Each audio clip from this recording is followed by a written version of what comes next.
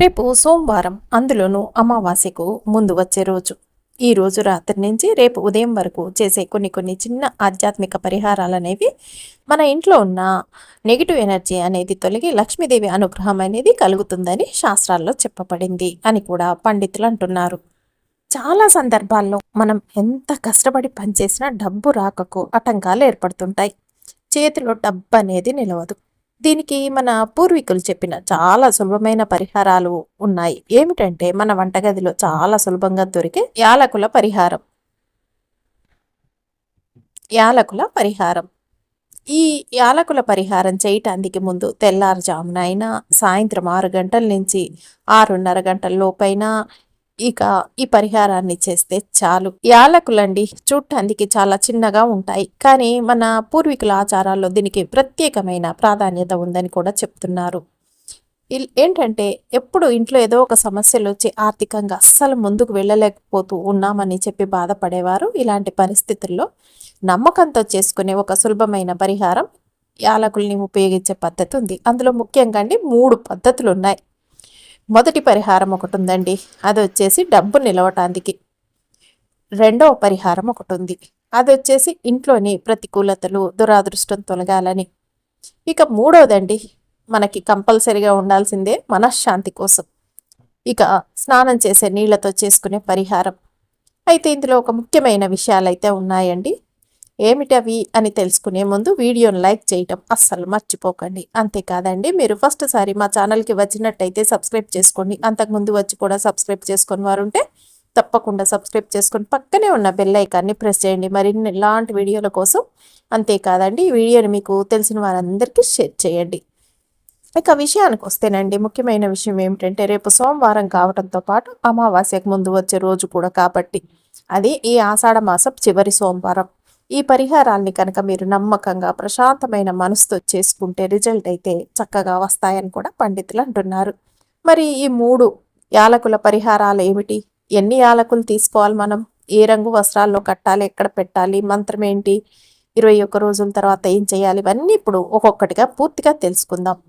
డైరెక్ట్గా మనం పరిహారాల్లోకి వెళ్ళిపోదాం. కాబట్టి మీరు ఎక్కడా కూడా స్కిప్ చేయకుండా వీడియోని చివరి వరకు చూస్తేనే మీకు చక్కగా అర్థమవుతుంది. ముందుగా ఈ పరిహారానికి చెప్పే మహాలక్ష్మి మంత్రాన్ని తెలుసుకుందాం మనం. ఓం శ్రీం హ్రీం క్లీం మహాలక్ష్మి మహాలక్ష్మి ఏహేహి సర్వ సర్వ సౌభాగ్యమే దేహి స్వాహ. మళ్ళీ ఒకసారి అండి. ఓం శ్రీం హ్రీం క్లీం మహాలక్ష్మి మహాలక్ష్మి ఏహేహి ఏహేహి సర్వ సర్వ సౌభాగ్యమే దేహి స్వాహ. ఈ మంత్రాన్ని ఉదయం లేదా సాయంత్రం ప్రశాంతంగా మీరు ఉచ్చరించవచ్చు. వీలైనంత వరకు మీరే మీ నోటితో ఉచ్చరించడం మంచిదని ఆచారం పాటించేవారు చెప్తున్నారు పండితులు. ఎందుకంటే ఇది మంచి రిజల్ట్ వస్తుందన్నమాట. ఈ మంత్రాన్ని నేను బోర్డు మీద కూడా రాసి చూపిస్తాను, చూసి చక్కగా చెప్పేసుకోండి. మీరు ఈ మంత్రాన్ని ఈ పరిహారాన్ని ఇప్పుడు మొదటి పరిహారం ఏమిటి అన్నది కనుక చూసుకున్నట్టయితే మీరేం చేస్తారంటే ఒక చిన్న ఆకుపచ్చ రంగు కాటన్ వస్త్రాన్ని తీసుకోండి. ఆ వస్త్రంలోనండి 3 యాలకులు పెట్టి చిన్న మూటలా కట్టండి. గుర్తుపెట్టుకోండి, యాలకులు చక్కగా ఉండాలి, ఆరోగ్యంగా ఉండాలి. ఇలా ఉన్న వాటిని 3టిని తీసుకొని మీరు చిన్న మూటలా కట్టుకొని దాన్ని మీ ఇంటి పూజా గదిలో మహాలక్ష్మి అమ్మవారి పాదాల దగ్గర ఉంచి ఇప్పుడు మనం చెప్పుకున్న మంత్రాన్ని మీరు నమ్మకంతో జపించండి. ఒక 11 సార్లు, మీకు ఓపిక ఉంటే 21 సార్లలా. పూజ పూర్తయిన తర్వాత ఆ మూటని మీరు తీసుకెళ్ళి మీరు డబ్బులు పెట్టే ప్రదేశం లాంటి బీరువా లేదా డబ్బులు పెట్టెలో ఉంచుకోవచ్చు. ఇది ఒక ఆధ్యాత్మికంగా నమ్మకానికి సంబంధించిన పరిహారం.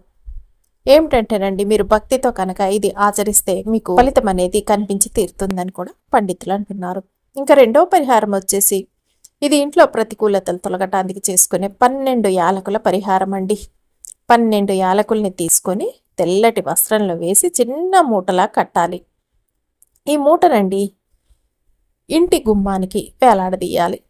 ఇలా చేయటం వల్ల ఇంట్లోకి వచ్చే ప్రతికూల శక్తులన్నీ తొలగాలని ఇలా చేయటం వల్ల ఇంట్లోకి వచ్చే నెగిటివ్ ఎనర్జీలన్నీ కూడా గుమ్మం దగ్గరే ఆగిపోతాయి అని కూడా శాస్త్రాల్లో చెప్పబడింది.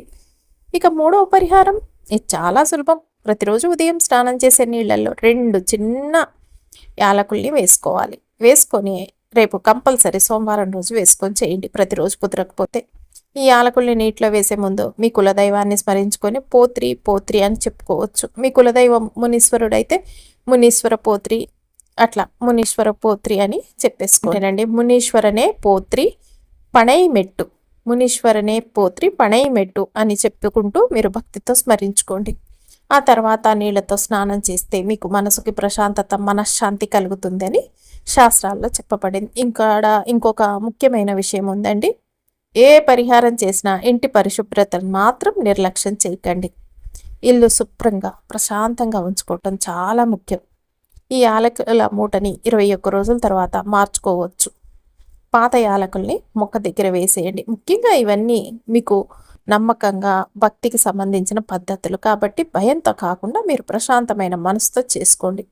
చివరగా అండి, ప్రతిరోజు ఉదయం నిద్ర లేచినప్పుడు లేదా రాత్రి నిద్రపోయే ముందు ఓం నమః శివాయ అనే మంత్రాన్ని 3 నుంచి 11 సార్లు జపించండి.